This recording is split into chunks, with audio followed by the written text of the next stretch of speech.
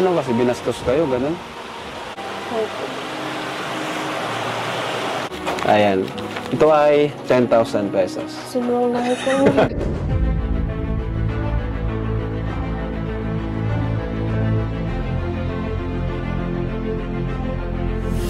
Ayun, shoutout guys. Muli po, welcome to my YouTube channel. Ito po si Kuya Julay, ang inyong katugang, ang inyong kalingap, na muling babati po muna sa inyo ng magandang araw, magandang gabi. Saang sulok man po tayo ng mundo naroon. At sa araw na ito, meron po tayong panibagong vlog. Gawan ko lang ho ng reaction video, yung bagong vlog po ni Kalingap Rab, na kung saan ho, deserving po talaga yung dalagita. Biro nyo ho yun, napakasipag, naghahakot po ng buhangin. Kaso nga lang ho, merong hindi maganda nangyari sa kanya. Buti na nga lang po, nandyan po ang Team Kalingap. So pag-uusapan po natin yan maya-maya ng konti. Pero bago po yun, konting paalala po si Kuya Julay. Baka sakaling meron po ditong hindi nakasubscribe sa ating YouTube channel, huwag natin kalimutan. Julay Paunil, tapos pakipindot lang po yung notification bell button para lagi po tayong updated sa aking mga video upload. Tapos meron po tayong Facebook page, pwede po nating i-follow, pwede pong i-like at saka po i-share yung mga upload po natin dyan. So maraming salamat po sa inyo. Tapos sina Kuya Val Santos Matubang, Kalingap Rab, at Edna Vlogs Roel of Malalag, Japper Sniper, at saka mga Lingap partners po. Suportahan din po natin. So maraming salamat po sa inyong lahat. Ngayon, tuloy na po tayo. Pag-usapan na po natin. Ito pong vlog ni Kalingap Rab sa isang dalagita na kung saan ho talaga ay nakakaawa. Kaya masabi natin sa ngayon pa lang, deserving po siyang tulungan. Una, napakasipag. Babae po siya, dalagita, pero naghahakot po siya ng buhangin. Kumbaga po, tsinatsaga niya po yun. Mahirap na trabaho po yung mga kababayan po natin. Tapos pangalawa, meron po siyang hindi magandang experience po sa buhay.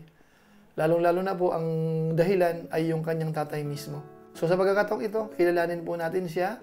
Pag-usapan po natin yung patungkol sa buhay niya dahil nga po nakakaawa. Tapos siyempre po yung maitutulong po ng Team Kalingap. Dahil Team Kalingap ay sa paglingap. So unahin po muna natin o kaya kilalanin po natin siya. Ito po yun.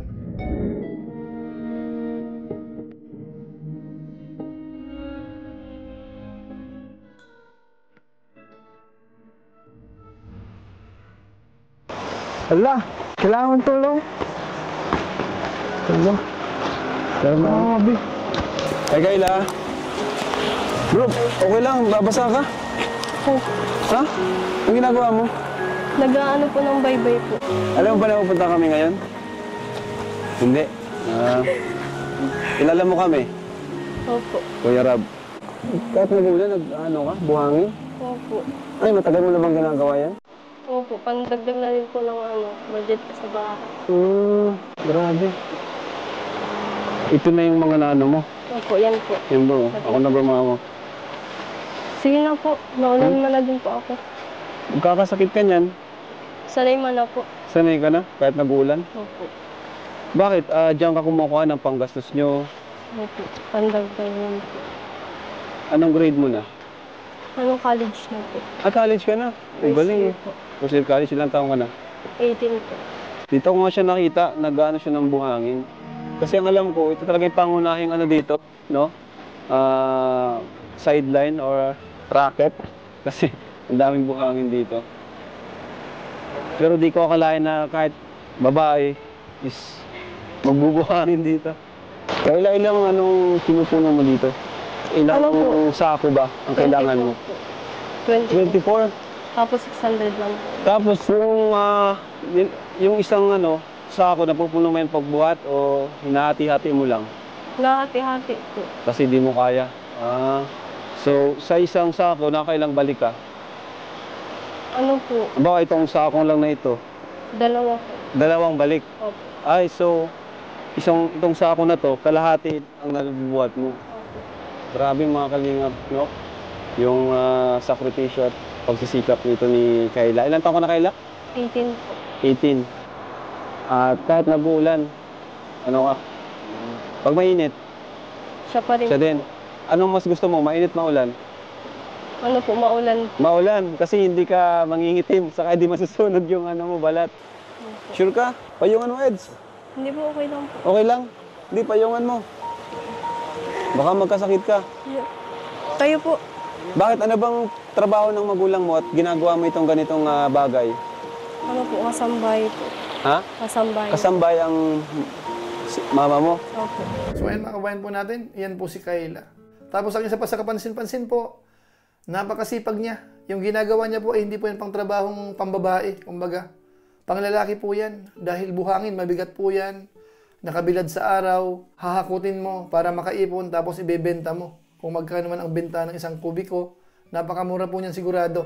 Kaso nga lang po, kailangan niya pong tiisin para magkaroon po ng pang-budget sa pagkain nila at saka sa kanyang pag-aaral. Dahil si Kayla po ay nag-aaral. Ngayon alamin naman po natin yung naging problema niya po sa kanyang tatay. Dahil meron po siyang nabanggit dito sa vlog na ito, na pati po si Kalinga Prab nagulat po. Panoorin po natin. Ang papa mo naman? Wala po. Wala. Bakit? Asan ang papa mo? Sa ano po, kulungan po. Nakulong? Bakit nakulong? Anong kasalanan nung kaso? Ano po, kasalanan po sa aking magkakapatid po. Sa inyong Ba't sa inyong magkakapatid? Anong ginawa? May ginawa siyang sa inyo? Sa inyong magkakapatid? Ilan ba kayo magkakapatid? 4 po. Anong klase? Pwede mo bang kahit kunti lang para mas maintindihan ko? Kasi di ko rin alam yung parang may ginawa sa inyong masama. Panganay ka ba? Hindi po. May isa po pong pangalan. Ano kasi, binastos kayo, ganun? Grabe. Kaya siya nakulong. Matagal na yun. Opo. Pasensya ka na kung di ko rin kasi alam.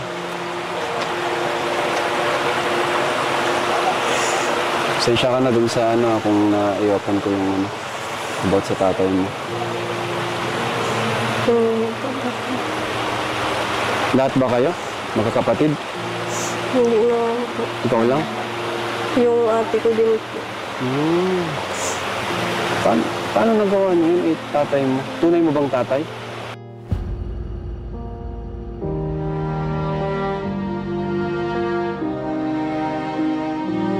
Kailan pa siya, kailan pa siya nakulong? Nung po, July. Nung July? Nung time nga po na nag-aaskaso po ako nung papakulong po si Papa. Palipat-lipat po ng baka. Nung di pa siya nakukulong? Grabe bro. Tatay pa niya yung gumawa sa kanya ng ganun. Ba't kayo palipat-lipat ng bahay? Kasi baka may gawin sa inyo. Tinataguan niyo siya, ganun.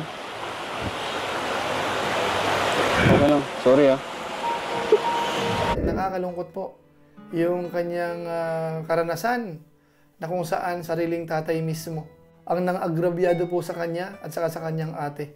So nakakalungkot po mga kabayan natin. Pero hahanga po tayo sa kanya. Hindi po siya nahiya.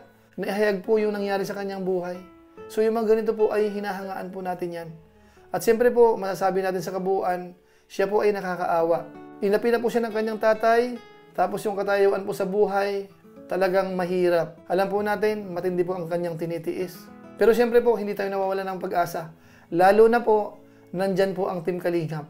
Kaya dito nga po, mayroong paunang tulong po si Kalingap Rab at kanyang ikinagulat. Panoorin po natin. So ito, bigyan kita ng tulong sa school mo at sa family mo na rin. Ano Kayla? Kilala mo ba mga Kalingap Angels?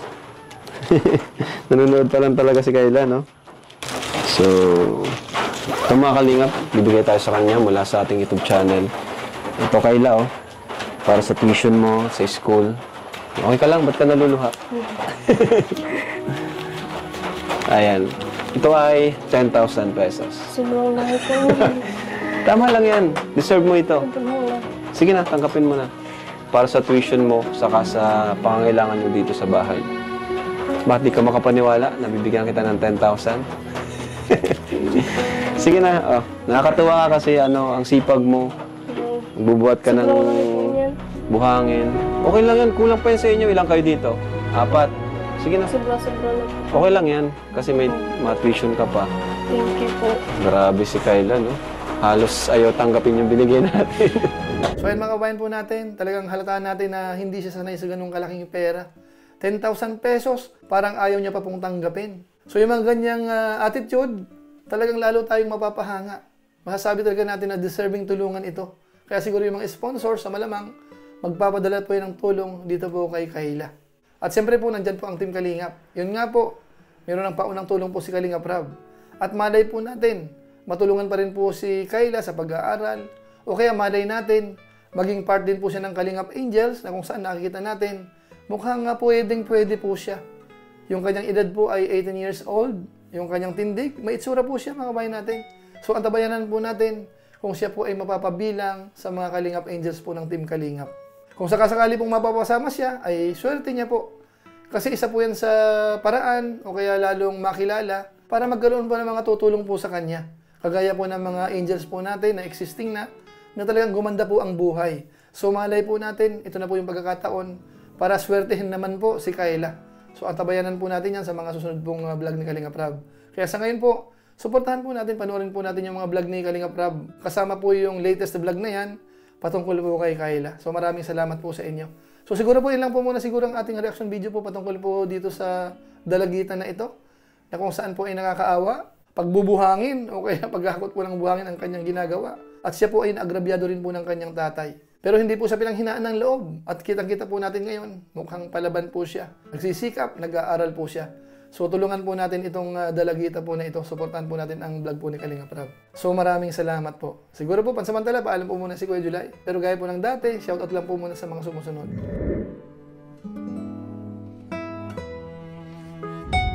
Tapos maraming salamat din po sa ating mga kasamaan sa COOS, Kalingap OFW Organic Sponsors, sa inyo pong patuloy na pagsuporta po sa mga babae program at sa mga ibang project po ng Team Kalingap.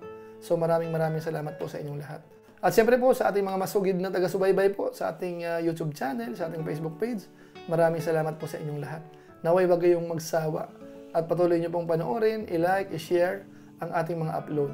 So kung inyo po itong nagustuhan, pwede po nating i-share. So maraming salamat po. So muli ito po si Kuya July, ang inyong katugang, ang inyong kalingap, na pansamantalang nagpapaalam po muna. Kita-kita ulit tayo sa mga susunod ko pang vlog. Maraming salamat sa inyong walang sawang pagsuporta po sa ating YouTube channel.